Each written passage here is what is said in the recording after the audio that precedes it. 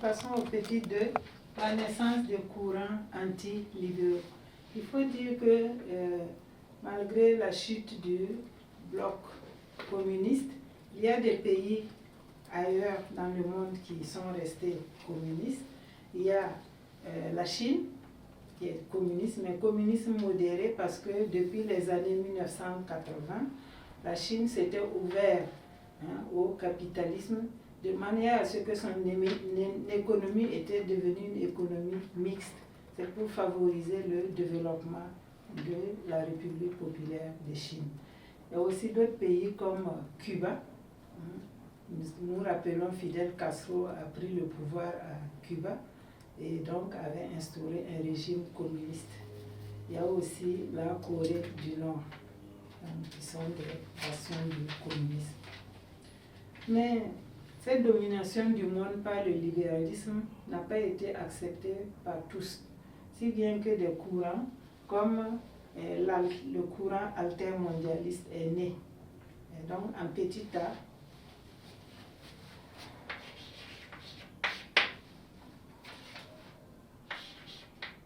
courant altermondialiste.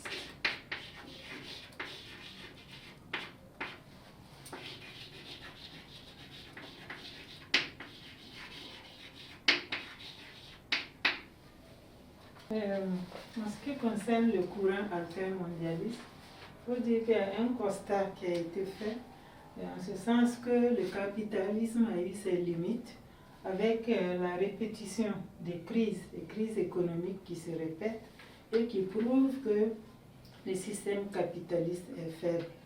Et donc, il n'arrive pas à résoudre les problèmes économiques de tous les pays.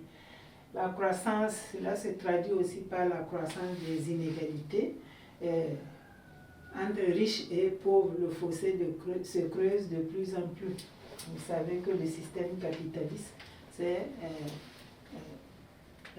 la recherche du profit, la recherche effrénée du profit. Donc, celui qui a les moyens peut se développer. Et cela entraîne donc des inégalités au sein de la population. Il y a les laissés pour compte. Et il y a les guerres civiles qui se sont multipliées à travers le monde.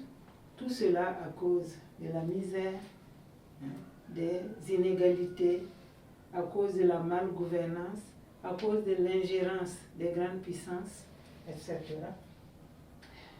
Et donc, tout cela a entraîné des concepts anticapitalistes. Parmi ces concepts, nous pouvons citer la recherche du commerce équitable, la recherche de la souveraineté alimentaire. Donc, il y a des gens qui revendiquent cela, le commerce équitable, la souveraineté alimentaire, le refus de l'aide, etc.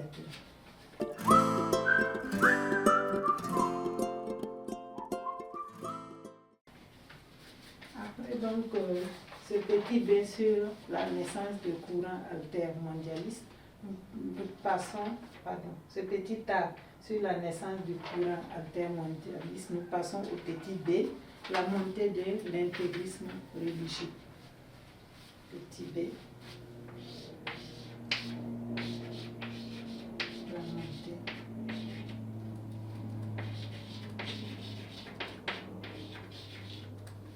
L'intégrisme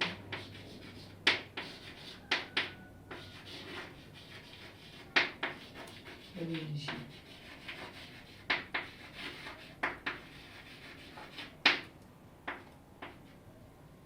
Vu les effets pervers du capitalisme, avec le creusement des inégalités entre pauvres et riches, la misère qui se développe de plus en plus, le chômage qui entraîne donc des migrations massives, et certaines catégories de personnes vont voir le capitalisme comme étant une mauvaise chose.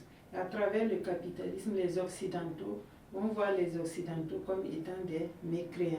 C'est ainsi que va se développer ce qu'on appelle l'intégrisme religieux, mené par les islamistes, avec le développement de plusieurs groupes islamistes qui vont perpétrer des attaques contre les les Occidentaux, les cibles occidentales.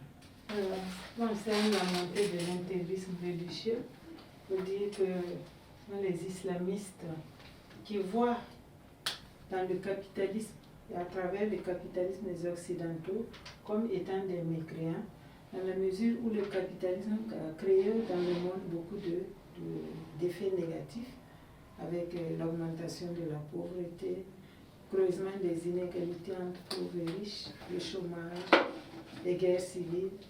Donc, ils font recours au terrorisme comme étant un moyen d'imposer leur point de vue.